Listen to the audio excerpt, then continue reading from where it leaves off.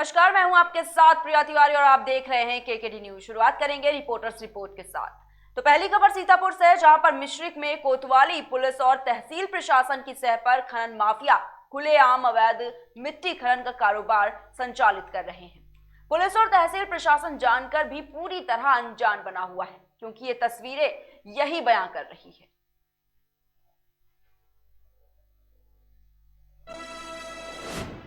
वहीं महोबा की घुटई में छठवें दिन भी जारी रहा राजकीय मॉडल स्कूल कनकुआ का मतदाता जागरूकता अभियान। और इसी में आगामी 20 फरवरी को जनपद में होने वाले विधानसभा चुनाव में वोटिंग प्रतिशत को बढ़ाने के उद्देश्य से इस अभियान को चलाया जा रहा है।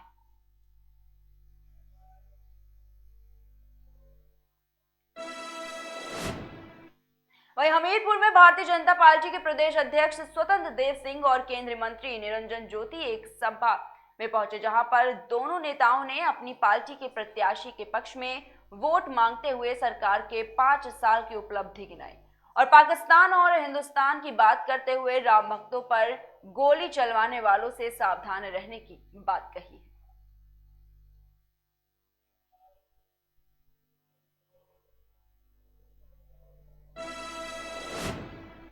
वहीं बलरामपुर में जिला विद्यालय निरीक्षक गोविंद राम के आदेशानुसार जनपद स्तरीय मतदाता जागरूकता प्रतियोगिता का आयोजन किया गया। ये आयोजन एमपी इंटर कॉलेज बलरामपुर में किया गया। कार्यक्रम का शुभारंभ प्रधानाचार्य जीपी तिवारी ने दीप प्रज्वलित करके किया। वहीं प्रधानाचार्य के सरोज ने कहा कि विधानसभा चुनाव में हम सब मिलकर लोगों को जागरूक करें, तभी मतदान प्रतिशत बढ़ सकता है।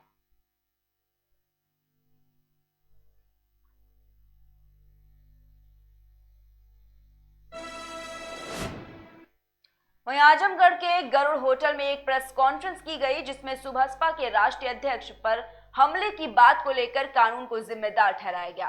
प्रेस वार्ता में सुबसपा के प्रवक्ता मुन्ना सिंह समेदा और जिला अध्यक्ष धर्मेंद्र राजभर ने कहा कि यह भारतीय जनता पार्टी के चुनाव में हारने की बौखलाहट है।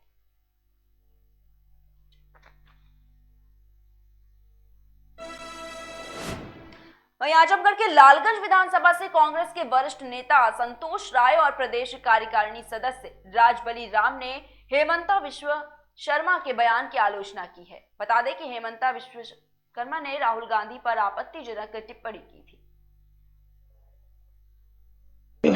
देखिए, वो असम के मुख्यमंत्री हैं। कम से कम अपने को लोग कहते हैं कि हम लोग एक धर्म की पार्टी, धर्म को मानते हैं। तो भारतीय संस्कृति यह नहीं है कि किसी के बाप को, माँ बाप को या उसके परिवार को यह पूछा जाए कि यह किसके लड़के हैं। और ऐसे व्यक्ति के जिसके पिता ने देश के लिए अपने खून को बहा दिया, जिसकी दादी 32 गोलियां खा करके देश के लिए शहीद हो गई, वह अपने भाषण में कही थी कि मेरे खून का कतरा, एक एक कतरा देश के काम आवे।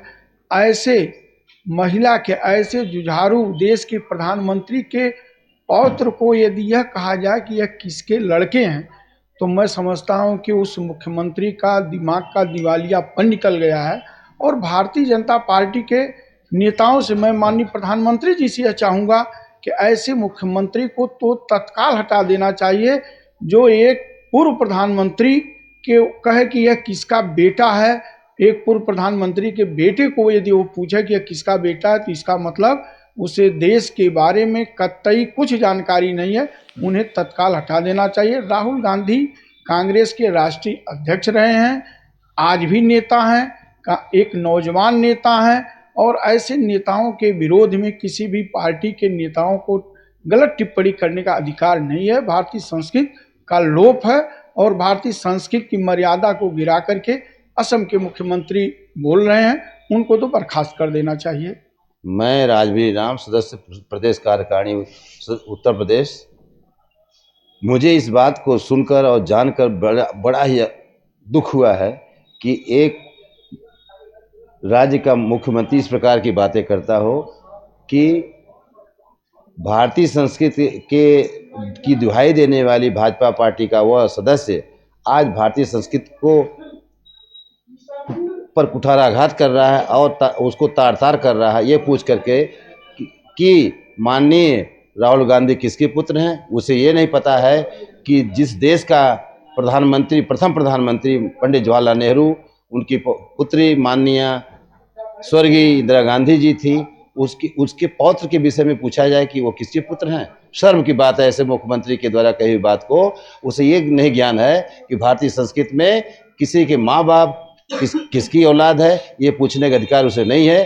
सो मैं तो कहता हूँ कि उसको भी अपने ज्ञान नहीं होगा कि मैं किसका पुत्र हूँ। अगर उसको अपना ज्ञान है तो वो दूसरे के पुत्र को भी जाने कि किसी की औलाद है, वह भी एक देश के प्रधानमंत्री का वंशज है। उसे नॉलेज नहीं है कि भारतीय संस्कृति क्या है और भारतीय इतिहास का भी उसे ज्ञान नहीं है। प्रथम तो उसे भारतीय इतिहास को ज्ञान प्राप्त करना चाहिए और ऐसे मुख्यमंत्री को माननीय अपने प्रधानमंत्री जी से कहना चाहूँगा, उनसे निवेदन करना चाहूँगा ऐसे। वहीं जनपद बांदा तंदवारी विधानसभा क्षेत्र से समाजवादी पार्टी के प्रत्याशी ब्रजेश प्रजापति का जमालपुर गांव के ग्रामीणों ने विरोध किया है। ग्रामीणों ने नारेबाजी की, काम नहीं तो वोट नहीं। आपको बता दें कि ब्रजेश प्रजापति भाजपा की टिकट से इसी विधानसभा क्षेत्र से विधायक बने थे और चुनाव से पहले ही उन्होंने भाजपा छोड़कर सपा ज्वाइन कर ली थी और अब इस बार से सपा के प्रत्याशी भी हैं।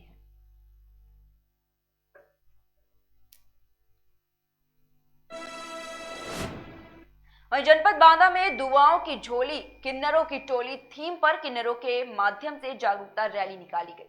जागरूकता रैली में मतदान 100% करने की अपील भी की गई है। दुआओं की झोली किन्नरों की टोली, ये हमारी थीम है आज की। तो हमने इन किन्नरों के माध्यम से, जो हमारे थर्ड जनरल है, इनके माध्यम से हम कलेक्ट्रेट से कार्यक्रम की शुरुआत करते हुए रामलीला ग्राउंड में हमारी और महिला कर्मचारी अधिकारी हैं, उनके साथ हम करीब 150 किलोमीटर शहर में घूमेंगे। और आप जानते हैं कि इनकी दुआएं लगती हैं, तो हम इनसे आज दुआएं मांगेंगे 75% से अधिक वोटिंग के लिए। ये घर घर जाकर के कुंडी खड़खड़ा करके शहर के लोग जो कम वोटिंग करते हैं तो उनको 23 फरवरी को घर से निकल कर वोटिंग करने हेतु इनसे हम प्रेरित कराएंगे और इनकी दुआएं लेंगे। यही कार्यक्रम है। सर, पिछली विधानसभा में 60% बांदा का गया था वोट स्तर, इस बार क्या संभावना है? पिछली विधानसभा में 60% नहीं गया था, 60% से कम था, 59.65 था। तो फर्स्ट क्लास भी हम पास नहीं हुए थे। इस बार हम न केवल फर्स्ट क्लास पास होंगे बल्कि विशेष योग्यता के साथ, जिसको हमने रखा है 75% प्लस।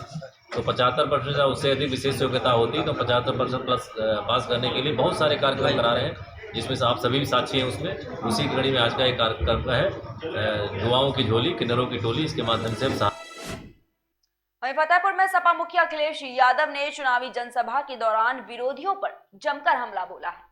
अखिलेश यादव ने कहा कि 2 चरणों के मतदान के बाद गर्मी भाप बनकर उड़ गई है।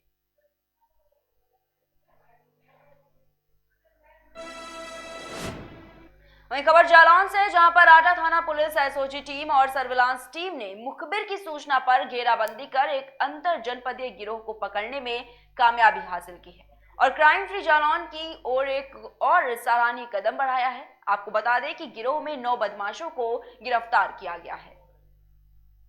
ये थाना आटा का प्रकरण है। जैसा कि आप लोगों को ज्ञात होगा कि जनवरी 2022 में थाना आटा में एक जो है गैस गोदाम है, वहाँ से गैस के सिलेंडर्स चोरी हो गए थे। उसी संदर्भ में उस घटना का खुलासा करते हुए कुल 9 लोगों को गिरफ्तार किया गया है, जिनके पास से कुल 135 गैस सिलेंडर्स, 2 लोडर और जो है एक काफ़ी बड़ा लोहे का कटर बरामद किया गया है।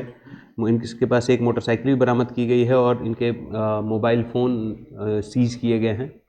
और इस तरह से ये काफ़ी बड़ा एक गैंग का पर्दाफाश किया गया है। ये काफ़ी शातिर किस्म के अपराधी हैं और इन्होंने जनपद जालौन में घटना भी की थी, जो चोरी वाली ये घटना। इसके अलावा इन्होंने जनपद औरैया में भी गैस सिलेंडर्स चोरी किए थे और उन गैस सिलेंडर्स को अलग अलग जगह पे बेचे भी हैं कुछ, और हमने कुल 135 गैस सिलेंडर्स की रिकवरी भी की है।